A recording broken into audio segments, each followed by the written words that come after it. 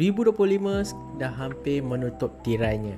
Dan sepanjang 2025 ni banyak GPU yang keluar dekat pasaran sesuai dengan bajet kita. So dalam video kali ni aku nak sembang sikit pasal satu topik yang buatkan orang ramai pening kepala. GPU apa yang berbaloi nak beli sekarang ni? Sebab harga GPU ni kejap naik, kejap turun. Kadang-kadang rasa macam saham kripto. Jadi dalam video kali ni aku nak sharekan sikit pilihan untuk korang yang sesuai dengan bajet, performance dan yang mengikut pada keperluan korang. So strap in and let's go. Benda pertama sekali yang korang akan tengok adalah jangan tengok harga. Ada beberapa benda penting yang kau kena consider sebelum kau beli graphic card. Yang pertama, performance level.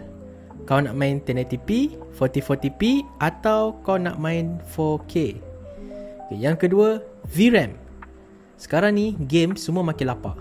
8GB of VRAM pun kadang-kadang dah rasa macam graphic card tu dah struggle. Yang ketiga, power supply dan casing. Jangan nanti korang dah beli GPU, balik rumah baru tahu yang sebenarnya power supply korang tak cukup power ataupun casing korang tak muat nak masuk GPU tu. Yang keempat, korang kena ambil tahu pasal feature macam DLSS, FSR, Ray Tracing. Feature-features macam ni dia bagi extra performance boost, especially untuk game-game baru. Yang kelima, korang kena tahu purpose kau beli graphic card.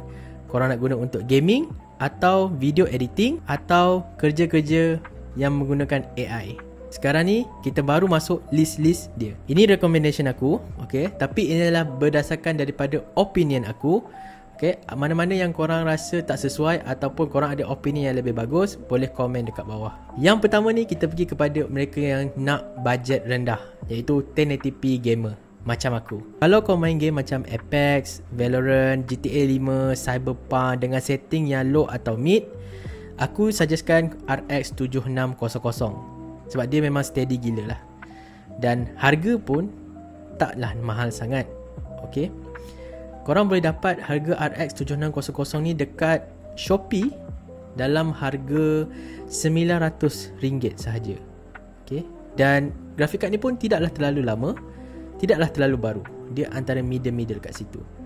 Dan dia datang dengan 8GB of VRAM. Tapi disebabkan dia grafik card generasi baru, dia ada feature-feature macam tadi lah, FSR dan sebagainya. So GPU ni antara yang paling untuk bajet 1080p gamer. Tapi kalau korang nak pergi melangkaui daripada RX 7600 ni, ada beberapa option lain. Yang pertama, aku syorkan RTX 3060 12GB. Sebab apa? Sebab RTX 3060 12GB ni adalah antara GPU yang paling popular dekat Steam Hardware Survey. Sekarang ni ranking dia mungkin dalam top 10 macam tu, ataupun top 5 lah. Harga yang korang boleh dapat dekat second use market dengan harga bawah RM1000 dan dia ada 12GB of VRAM. So pada aku dia agak berbaloi untuk poket korang. Yang kedua, kalau korang orang yang mid range, iaitu 4040p gamer, aku showkan satu graphic card ni, iaitu RX 9060 XT. Ini antara GPU yang paling berbaloi performance dia dengan duit yang kau dah keluarkan. Harga dia pun tidaklah terlalu mahal. Dalam pada harga macam ni, korang boleh dapat performance, korang boleh dapat VRAM yang cantik. Tak silap aku, 9060 XT ni datang dengan 16GB of VRAM. Dan game yang korang boleh main pun, korang boleh main dengan setting medium to high setting 4040p. Kalau korang nak pergi atas daripada 4K, aku rasa tak ada masalah. Tapi korang kena dropkan sikit dia punya native resolution. Korang kena main masuk FSR lah, maksudnya multi frame generation. Kebanyakan GPU aku sebut setakat ni kebanyakan daripada AMD. Sebab apa? Sebab AMD antara satu company yang mengeluarkan GPU secara bajet. So korang boleh bebas pilih dengan duit yang korang ada, dengan performance yang korang dapat. Tetapi dengan harga 1200 ke 1300 tu, korang boleh dapat satu lagi graphic card yang dekat second hand market, iaitu RX 6800 XT. 6800 XT ni korang boleh dapat range lebih kurang dalam 1200 ke 1500 ikut pada penjual tu. Alright, tetapi ada yang aku jumpa sampai 1100 saja dijual. Dan 6800 XT ni dia still on par dengan RTX 3080, tetapi dia ada 16GB of VRAM. So korang boleh consider tu. Dan ini adalah antara tier yang paling tinggi lah masa 6000 series dulu, 6800 XT dengan 6900 XT. So korang buat pilihan mana yang korang nak. Yang ketiga, untuk high end gamer, macam orang yang nak main 4K dan setting pun ultra. Okay, so untuk 4K gamer memang banyak sangat dia punya pilihan yang korang boleh buat. Tapi salah satu benda yang aku suka adalah kita pergi balik kepada generation yang sebelumnya. Okay, macam sekarang ni dia dah keluar RTX 5090, RX 9070 ST. Tapi harga dia memang sangat-sangat tinggi. Lagi-lagi RTX 5090, korang boleh dapat harga dia lebih kurang 10,000 ke atas. Itu harga untuk RTX 5090.